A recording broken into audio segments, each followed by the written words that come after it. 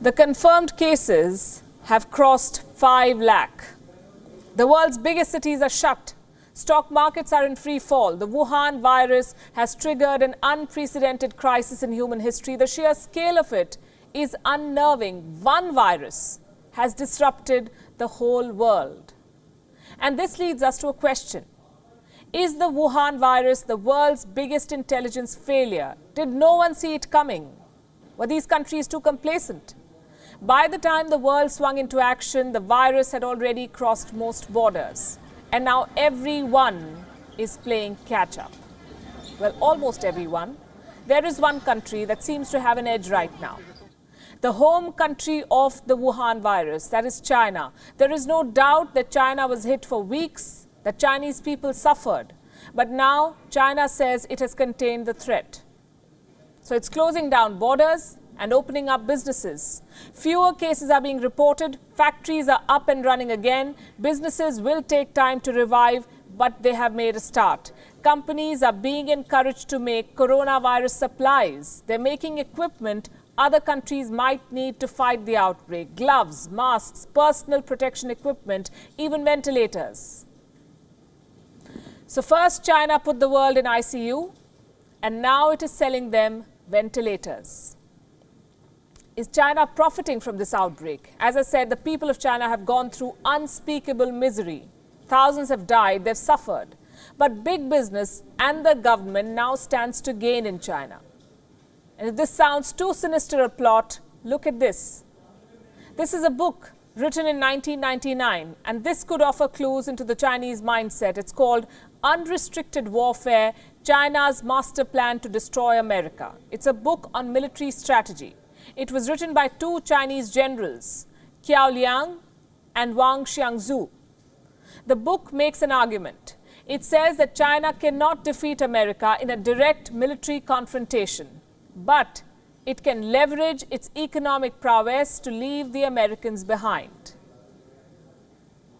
Now, the book's assessment has some eerie similarities with the present situation. It is being quoted by conspiracy theorists. They claim that amid this coronavirus crisis, Beijing is executing its world domination plan.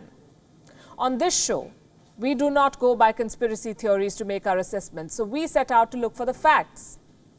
What we found was most interesting, and we have that for you tonight. Let's first talk about the situation in China. What is happening in China right now? Restaurants, zoos, even the Great Wall is open to tourists. Not foreign tourists, because they may bring back the virus, but the Chinese are out and about. As we say in television, they're moving towards normalcy. Restrictions are being lifted, factories are coming back online, businesses have resumed in many parts of China. At this rate, China's businesses will be up and running in a few weeks. Not without government help. Like most countries, China too has announced a relief package to revive the economy.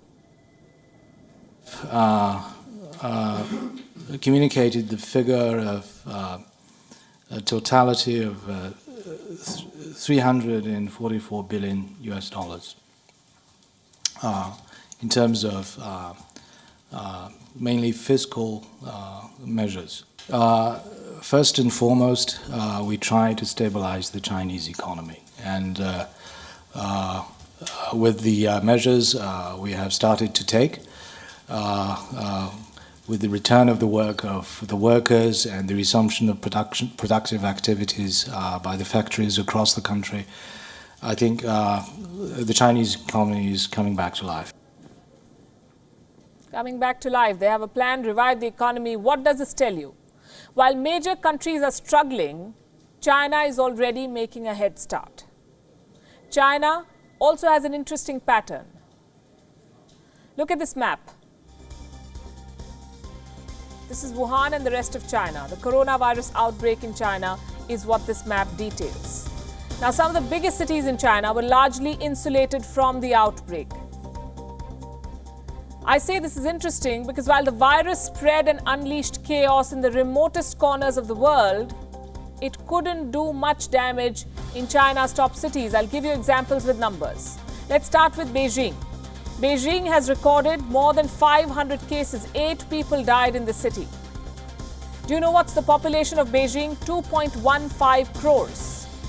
Shanghai reported 468 cases with 5 deaths. Shanghai has a population of 2.4 crores. Among the 10 most densely populated cities in the world, only 5 deaths, less than 500 cases. The point I'm making is that China's financial hubs have largely emerged unscathed from this crisis. They can bounce back quickly.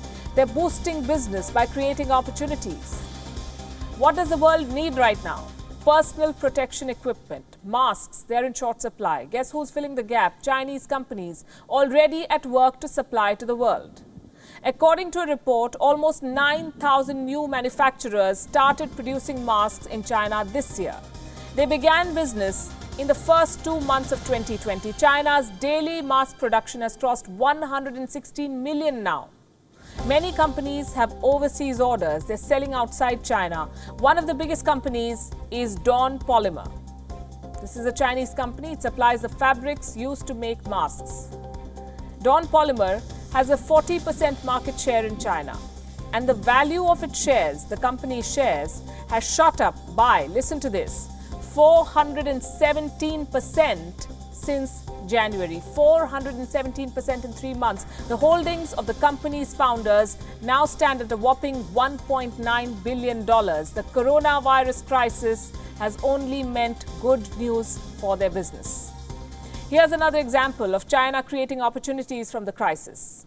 Buying out distressed assets. Case in point, Australia. The Scott Morrison government is worried about Chinese companies taking over Australian businesses. Reports say Australia's Foreign Investment Review Board is now gearing up. Why? Because they fear takeover attempts from China. Distressed Australian businesses and assets are on China's radar. It's not just Chinese companies that stand to gain. Foreign companies based in China are also back in action. BMW's factories resumed operations in February itself, last month. Fiat Chrysler has also restarted production. Foxconn has resumed work in its mainland China factories. Foxconn manufactures for leading tech giants like Apple and HP.